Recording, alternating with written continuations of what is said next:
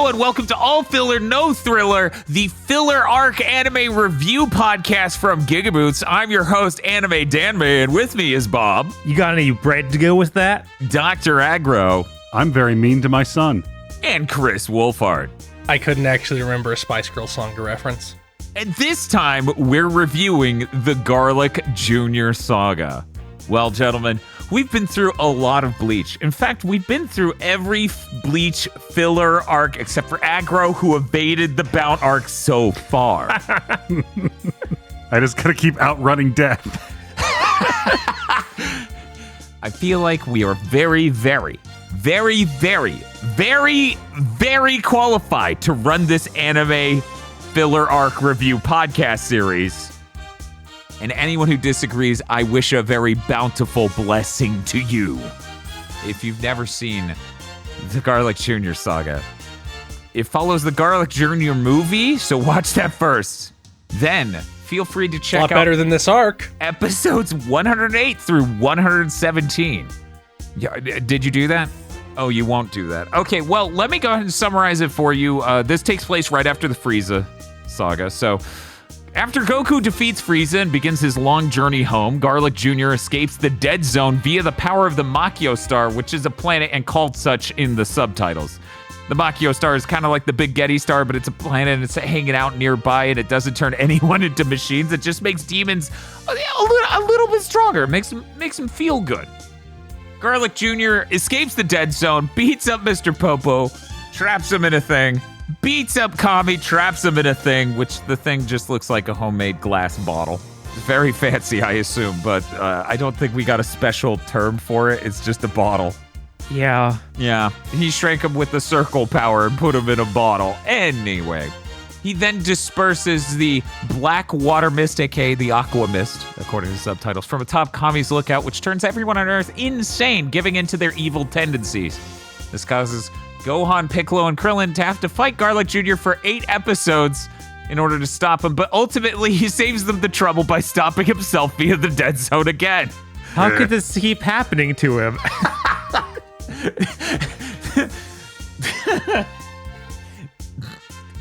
I'm thinking Garlic Jr., the Dead Zone, America, gun culture. It can't be helped. It's the only place where this keeps happening. Gohan blows up the Makio planet, which honestly could have had people or demons living on it. We didn't really... Who gives a shit? We They're didn't demons. really check in on what the deal with that thing is, but it's gone now. Yeah, it's surprisingly really close. I thought it was like in the solar system. It's like in orbit. Yeah.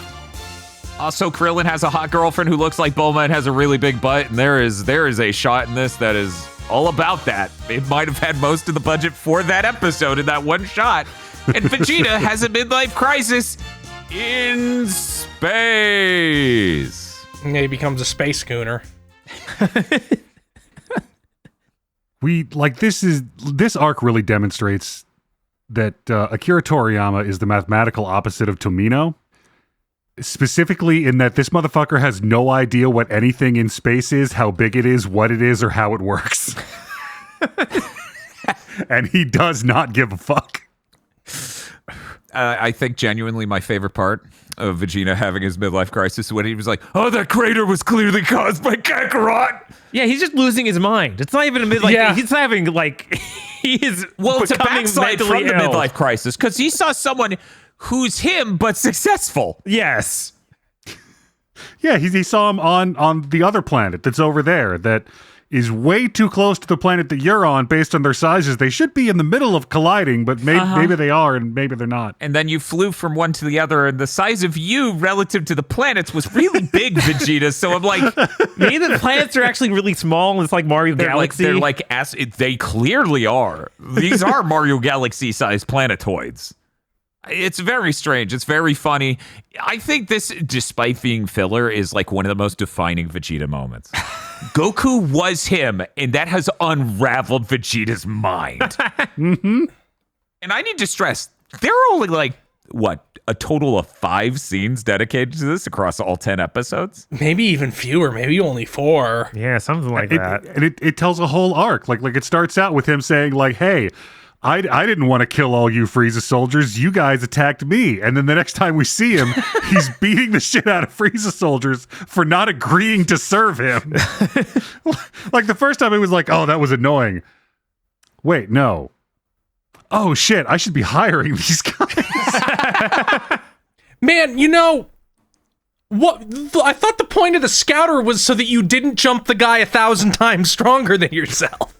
Well, they don't check it. They just go, it's Vegeta. I remember his score from 6 months ago. They never change. Look, Which was still stronger than all of you. all 300 of those birds had their scouters explode simultaneously. Went, that was a weird firmware update that broke that and nothing else. Anyways, let's fight this guy. It's so pathetic. He's out of bed like Frieza was no match for me. Like Vegeta, it's okay. It's okay. You don't have to prove anything to these guys. Look, Vegeta just has the very rational stance that if you outlive someone, you defeated them. Me 1, Henry Kissinger 0. Oh my god. The best revenge is living a good life, Vegeta. Yeah, I want that shirt. Where's that edgy Vegeta shirt? That could have happened at GT. I didn't watch the whole thing. We got to Doltaki and called it quits.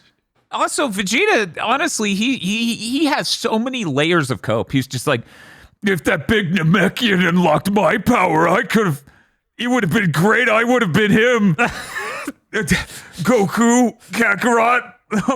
Come on. He's just pounding a random planetoid while crying and seething. But most of this arc isn't about him. Most of this arc is about Marin's big ass. And also her feet in one shot where she's sleeping and she slips a foot into Yajirobe's mouth. That is real. I know it sounds like I made that up, but that is really something we cut away to show. The animator really hung on that. I appreciate the utter bipolarness of this filler arc because that's something we didn't get in any of the Bleach filler arcs. We didn't get Ichigo being riddled with gunfire and then it cuts to wacky antics somewhere else. Somewhere 1,000 feet down. The closest we ever got, and I think everyone agrees, is Ganju and Hanataro, Shinji from Eva, running the convenience store. And then they went away before that even really kicked into full gear. Yeah, they didn't do it long enough. They should have been doing it the whole arc. Right, and no one was in truly mortal danger while that was happening when we cut to it. Not like morbid, disastrous, emotionally wrecking danger. No. Whereas but this, honestly, it was so touch of a tonal ship, I kept being like, okay, now, more Marin now. But here's the thing. Honestly, yes. Any minute now. Here's the thing, though. I'm under the impression, and Bob, I feel like you agree, Garlic Jr. did not get stronger since the movie. Only slightly. It feels like he's only barely stronger with the power of the Makio Star, whereas... So here's ultimately why I believe this. I don't think he could have killed them. No. If he could have, he would have. But he didn't, which is why he copes and sees and pulls out the dead zone again. The thing is that Big Garlic Jr. was probably roughly equivalent to Raditz. So the fact that he can't be chain eradicated by post-Namek Krillin means that he has to have gotten a lot stronger. Yeah, it is frustrating how much stronger he is. It feels kind of unjustified, and it makes the big twist of this arc not make much sense when we get the conclusion we do, which is just, then the 3 Z fighters just beat him up. Like, any of them can take him. Do you mean the big twist of Piccolo's pretending to be evil? Yes. Okay, so I remembered that from watching it back in the day, and I thought it was absolutely hilarious because you're watching Piccolo beat up Gohan and Krillin this whole time, and he's not pulling his punches as much on Gohan. But there's a couple scenes where he's just faking it with Krillin, and that's absolutely hilarious. I really love his ultimate attack of demon uppies. Like, do you two remember that shot where he's holding... That stuck in my head for like 20 years. Yeah, he's like just holding Krillin up as like, here's your demon evil uppies, and Krillin's like, and I'm like, this is you. I'm gonna crush your kidneys with your arms or something. I don't know. I'm not sure what this is. It's tight though. And you're terrified, mortified, petrified, stupefied. But first of all, Gohan does basically kill him. Like, if he wasn't immortal, it would be over. Yeah, True. They did. And I feel like we did not really investigate whether or not you could bisect him completely. It would be really hard for him to fight back against the Z fighters if he was ahead. If he right, but he just regenerated from his whole, so maybe he could regenerate his whole body from his head. If we cut him in half, we got to do the starfish thing. What happens? I don't know. Maybe it might be like another immortal guy in the franchise, and he merges with reality. Who? Don't worry about it. I assume that this is this post super or super? I assume this is super. It's super. It's super. Okay. All right. How did everyone watch this? Because we actually looked up the old Funimation dub from back in the day of the first airing of this, not like any weird alterations. Yeah, I don't think they ever redubbed this. I don't think they ever redubbed. They Dragon. audioed it and like cropped it for the DVD release for widescreen. I guess I watched the. No, I think I watched the original DVDs. Yeah, because our local DBZ fan lent us the orange bricks or whatever they call them. Yeah, and that boxes. Crop is terrible. It is. Yeah, no, I think that's the one they pulled for Crunchyroll, which is where I watched it. Mm-hmm. Although it's hilarious, they have, if you watch it in English, you watch it cropped. You can watch it in Japanese with hard-coded tiny white subs, and it's 4:3. Yeah. Here's my thing. I want to hear the Bruce Falconer Gohan's Gonna Wreck Some Ass song, which, my favorite song. Hilarious how they cut it in for 6 whole seconds at a time during this. Yeah, I didn't remember how bad the audio cutting was for the music in this show. Jesus. Yeah, it is distinctly unprofessional. Yeah. Yeah, this was, you tend to forget that stuff in the early aughts, like 2001, 2002 probably. This shit was the Wild West. Mm-hmm. It really shows. It's so surreal hearing Christopher Sabat be this bad at voice acting. Oh, tell me about it. Yeah, his Piccolo's just Solid Snake. Like, so many people haven't found their voice for this yet. Like, him doing both Vegeta and Piccolo is like, this is weird and wrong. I feel like Krillin's off and on, like, he's usually good, like, especially near the end of this arc, but oh my god, the beginning of the arc is like, is that even the same guy? Eventually, go ahead, continue. And what got me the most was the narrator just doing... He's doing a Macho Man Randy Savage without the... Right. So he's just got he's got like this, how are they gonna do it? This time on Dragon Ball Z. Coming up from behind him, another sports pun. And it's just like, what are you doing? What is this? Unfortunately, Garlic Jr. hit an all-base home run. I'm like, what? It's absurd. Honestly, the voice gets me less than the lines they wrote for him. I'll let me apologize. By early aughts, I meant literally April 8th, 2000. Yes. Yeah. No, this is the 2000 dub is what we're watching. So again, Piccolo is really just Sabat doing a less grumbly successfully Solid Snake, which is not at all how Piccolo sounds by the end. And it's like, I just think of how he sounds by the end. My brain projected that backwards. There are 2 voices, Sabat as Piccolo by the end, and Scott McNeil. There is no in between where Sabat's doing this. It's me, Gohan. And I'm just like, what are you doing? What is this voice? So, anyways, about why Dragon Ball GT Final Bout would have been so weird at the time, because we just came from Ocean Dub. We went into this, and then the game also has a third sound, and I'm like, sure, why not? Yup. Man, there's no Goku in all of this. We didn't hear Sean Schimmel once. Nope. The Japanese dub does have Goku do the post. It does. Next time on. We accidentally heard that once. Yeah. But we lucked out. We got to hear the serial numbers rubbed off and voice not as cool, less raspy Macho Man promos. Very funny. But yeah, no, something about this I really like is that they go, whatever the last episode's about Marin and Krillin. I'm like, cool, great.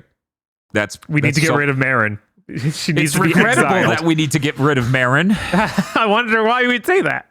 Like structurally, it's understandable that we refer to this as the Garlic Jr. saga, because that's generally how we name these arcs in Dragon Ball. But structurally, it is the Marin saga. Like, it starts and ends with Marin. Uh-huh.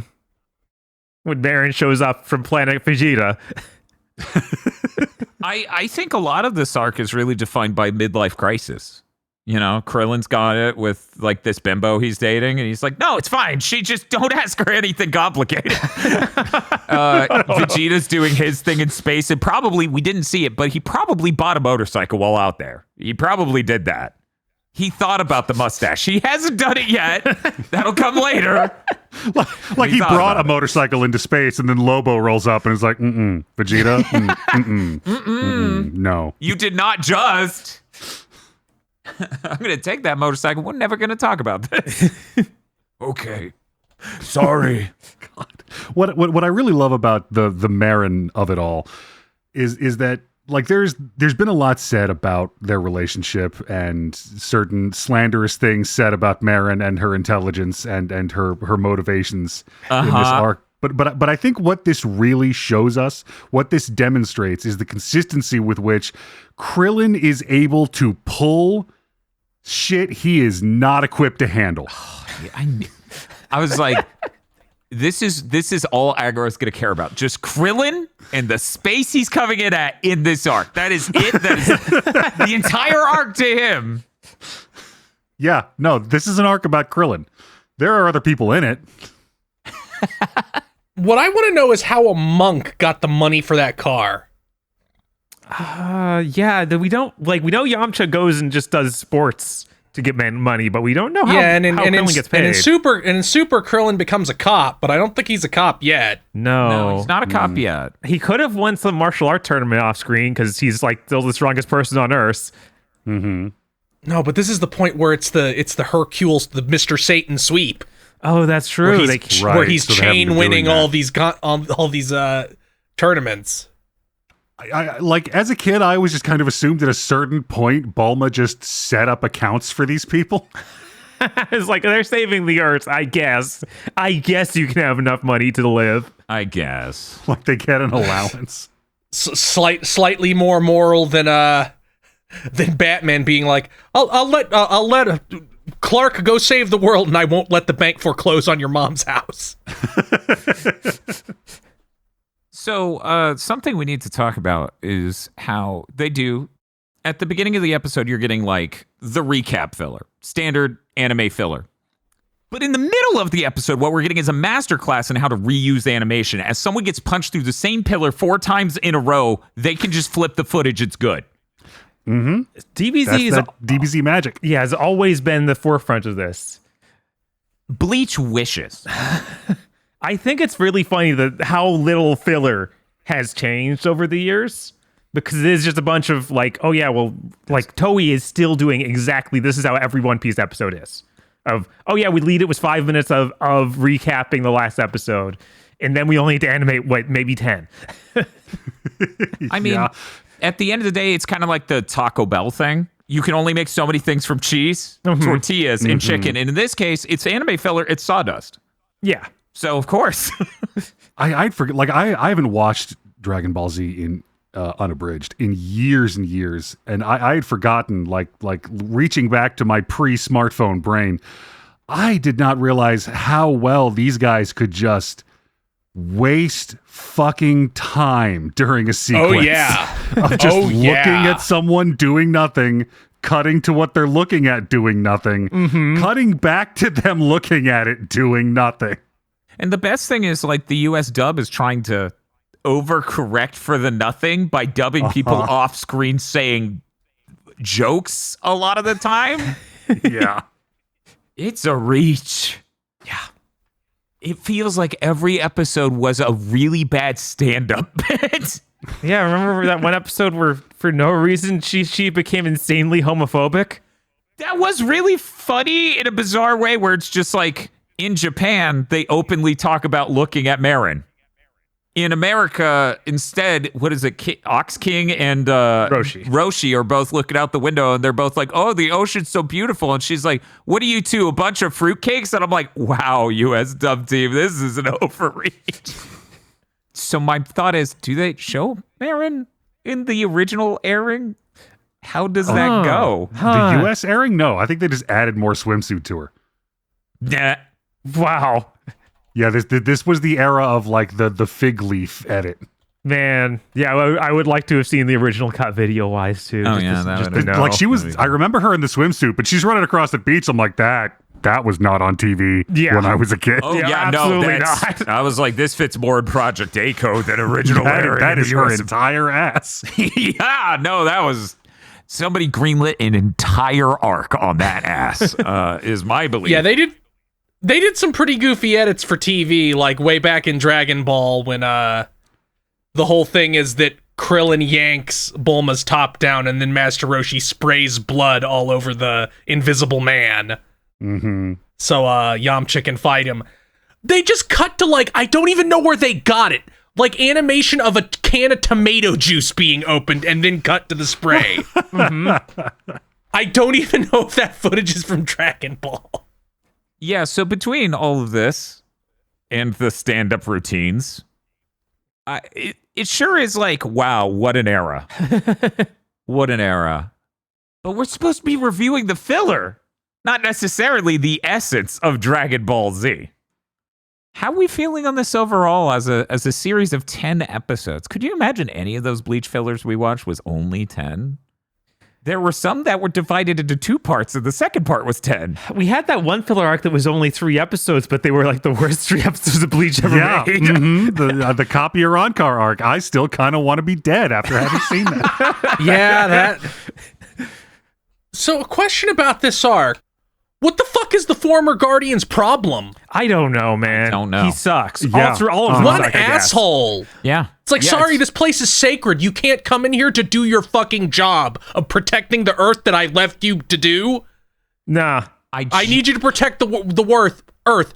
We put a thing in here specifically to help us in case of a bad thing happening, but you're not allowed to use it. I genuinely It got rezoned. cannot imagine Bleach ever allowing this tier of writing just being shoved into filler. Yeah, because this is like, like oh, and by the world-building way, writing. Every Guardian of Earth becomes an insane ghost. They're pissed. They want to kill whoever enters the room, and the thing to save the world's on the other end of that room. It's so good because they spend episodes with Kami being zapped by the asshole ghosts, and then right at the end, he just fucking hands the bottle to Popo. Yeah, it's like, why did Popo you just do that? walks over there, and does it. Oh yeah, another thing Total clown show. that is still in filler today. We saw it in Bleach a lot. Stuff in this arc is just stolen from the next canon thing. Like all those scenes of people terrorizing the city is like, oh, this is like when they show the future stuff and androids are destroying the city. It's very similar in tone. Look, I'm just grateful we didn't have another movie featuring androids. It feel like Dragon Ball Z and I guess even Super love androids in movies. They do. They got all these numbers. They can even just stop counting them. I mean, it's kind of all we've got. We ran through space with the Frieza saga. We tapped that out immediately. Which is kind Like of there insane. aren't stronger aliens out there. We checked. Like space is big. I don't think Toriyama It's knew not. that. By the time you get to Super, there's like, oh, there are only 25 planets with intelligent species on them. And they have beers blow one of them up. That's messed up. God, Super sucks so hard. Just gonna sneak that in here. Anyone who made it this far can get upset. I wouldn't know. I mean, like this filler arc does too. Let's not sugarcoat it. I remember always liking this as a kid because it was so weird and different. Like it's a great in between arcs palate cleanser. But man, just sitting down to watch it by itself, you're like, wow, everything that happens in this is stupid. I think the only reason I enjoyed it back in the day is, oh my god, we didn't loop back to Raditz showing up. That's it. It's got the biggest butt of the world because I saw that loop back like 5 times, and then they actually started playing a new episode. I was like, what is happening? New Dragon Ball Z? I didn't think that was possible. One might say that is the biggest curve a thing has ever been graded on. Right? Genuinely. Let's see. We covered Marin. Covered Marin's uncovered parts. We covered the foot incidents. Yajirobe mouth incident. I'm trying to think if there's anything else that's missing. I really thought that my memory had to be wrong, and the entire middle part of this arc wouldn't be Krillin is pummeled ruthlessly by the Spice Boys until Gohan gets mad enough to kill 2 of them, and this happens twice because there's 4 of them. Yeah. Yeah, no, it's so repetitive. Like, It's really funny though, because when Gohan just eviscerates 2 of them immediately, it's playing the Gohan is doing a cool song, which is one of the best songs in the Bruce Falcon era catalog. And then I'm like, oh, they're just gonna keep getting beat up for a few more episodes, and then it starts playing the song again. I'm like, okay, good, Gohan's just gonna eviscerate some people. Great. They sure knew one thing. yeah. Gohan will solve it angrily. It's really funny. They don't even feel like they need to explain who the Spice Boys are. Like, we wouldn't even have a name for them if the narrator didn't say it in those between episodes section. Like, Oh, yeah. Are they ready for the Spice Boys? I didn't see their Watch out, Japanese. Gohan! I didn't see. Watch out, Gohan! I didn't see them mention the name of the group once in Japanese. No, I didn't either. Which is really strange. I think they're just the 4. I think they're just the Shitano, the 4 heavenly kings. Yeah, I think it was something with dragons. Yeah, I thought so. One moment. 4 serpents? The 4 heavenly kings of the demon clan. Okay. Or 4 monarchs. Okay. All right. Sure. This is like these are the lowest tier 4 heavenly kings in anything ever. Yeah. Like we went to fucking Family Dollar and got Chestnut Hill 4 heavenly kings. One of them looks like Vegeta, kind of. Isn't that good enough? No. Oh, well, I guess it's over. Also, oh my god. They introduced them with their own special power, the using a net. Like, they used the net on, They on used Popo. the net on Popo and Kami. And they even use it on the main cast, like Krillin and Gohan when they first show up. And then never again. Then past they just episode stop. 3, Yeah, never they- again. They're done. Yeah, they just stopped. They got bored. Yeah, they're like, oh man, having a character that does a special thing, oh, that's hard, man. we like animate DBZ. We ran out of glitter for this net. We can't use it anymore. They need to literally have some qualifier that explains why they can't keep using it. It needs to legitimately be like, you can do it, but you have to hold your breath. You know? Right, like Yeah, Goldo. That no, shit. we can't explain things in this arc. I have been thinking about it since it happened nonstop. Near the end of the fight with Garlic Jr. when he's in big form, and Piccolo and Krillin have decided once again that they're no longer immobilized with pain. Piccolo jumps on his shoulders and Krillin grabs him by the leg. All of these characters can fly. And they're shouting at Gohan like, blast him now, Gohan, blast him, you can do it. Like, go 5-year-old, murder this man, you've done it already, it's okay. And they finally talk Gohan into blasting him, and he sends the blast at him, but at that moment, Piccolo phases out a second, and Garlic Jr.'s like, aha, now's my chance. Throws off Piccolo and Krillin and ducks.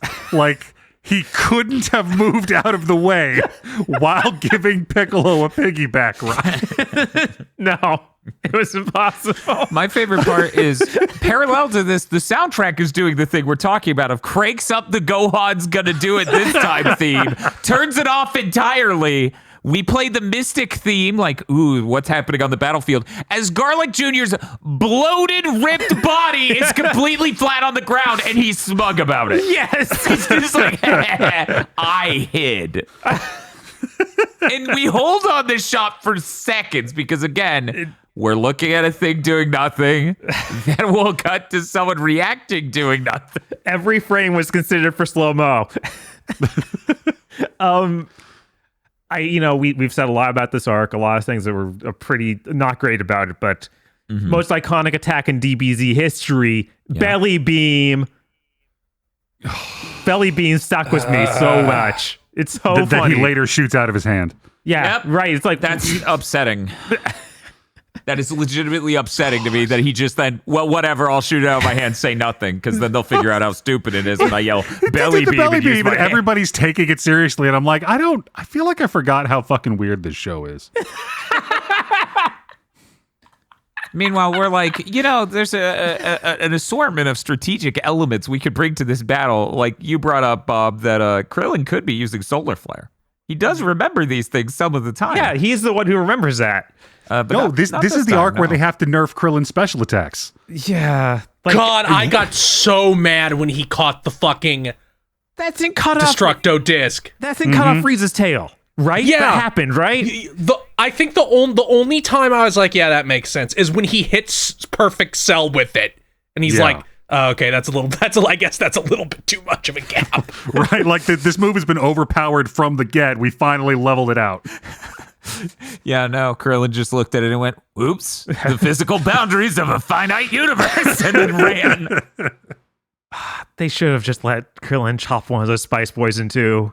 Yes. It would have been so good. Yeah, universal problem with these filler arcs is that they have the chance to give these characters that never get dubs a dubs. Uh-huh. Right, because these guys don't need to be compared to any, like, Goku or Vegeta. Like, you can make them exactly powerful enough to be a perfect competition here, but you just didn't. Yeah, like even the ice Bankai user in Bleach gets a movie to make him feel better. Where's Krillin's movie? Oh, man. Where is Krillin's movie? Hear me out. At least Piccolo got a movie. Yeah, the next one. Hear me out. Krillin's big day. Yes. Turns out everyone is hanging out with beers and no one's answering any phones. And Krillin's like, well, I'm going to have to do it. I guess they need to write some excuse for me to get a huge power up. It's not even like a huge threat, but it is a big one and it will be a problem. Toyotaro, did 30 minutes of this feature-length movie need to be Krillin getting sloppy dome? Like, is that something you feel like added to the picture? Me and Aggro loudly, yes. Yes. This was very important to many communities. We needed a reason the 18 was out of commission for the rest of this. 18, help! Busy. Finally, the film fans have been waiting for.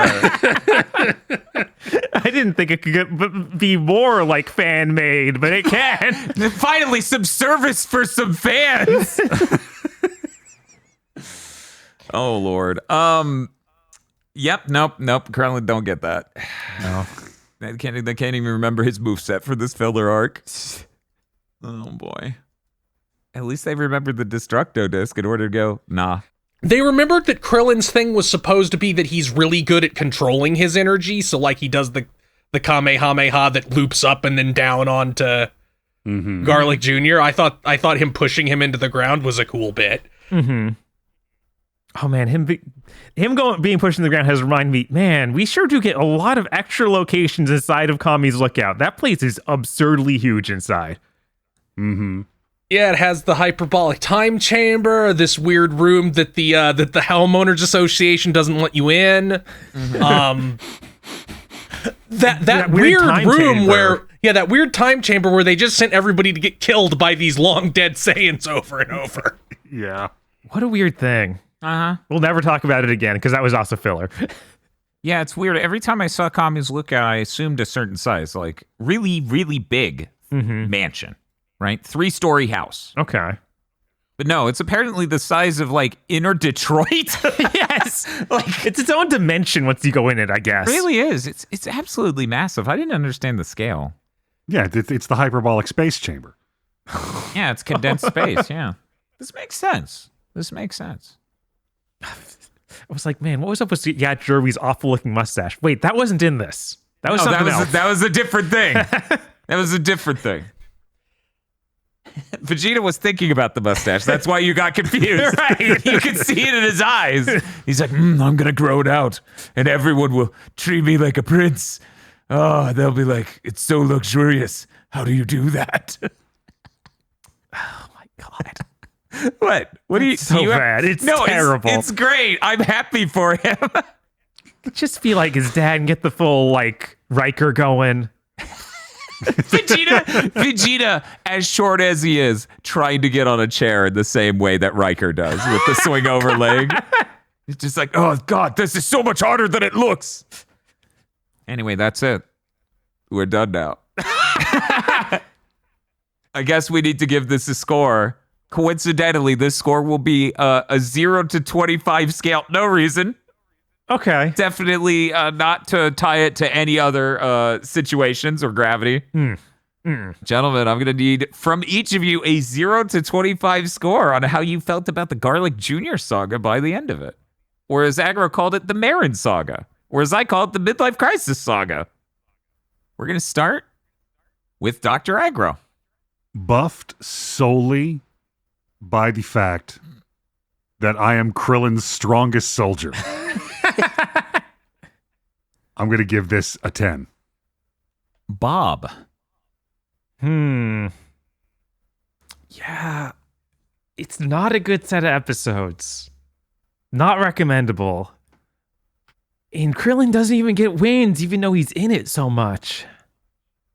Man. I'll let it sit at like a 7. It's not... We've seen worse sets of episodes in some series. Uh-huh. Nothing specific, though. Right. But it's really far down there, though.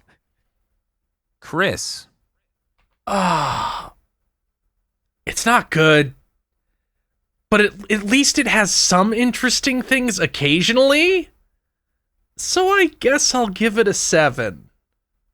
Maybe this is because of the freshness of DBZ compared to other things we may have been watching for the last 5 years. But I feel like there's a briskness to the episodes, a celerity to the events, an absurdity to cutting to Marin that kind of makes this not really far down there for an anime filler arc, but it's still an anime filler arc. So I'm going to give it, weirdly enough, one more point than Agro. I'm coming in at 11. Yeah, you gotta leave a lot of room on the scale. We just started the show. Yeah, exactly right. Exactly right. Well, that gives it a total number of points of 35, which sounds like a lot, but you got to remember that's out of 100. Well, we hope you enjoyed the new series. Obviously, we're gonna be back next week with the next episode because this is just our output for the rest of our lives every week. See you then. Can't wait to talk about Magnetic Ninja. This month's executive producers for GigaBoots are Spaceman Spiff, Red Blaze 27, Cooper Tank, BN12, Rado, and Virvarm. Thank you very much to our executive producers, and also these guys. If you want to become an executive producer or normal patron, you can head on over to patreon.com/gigaboots today.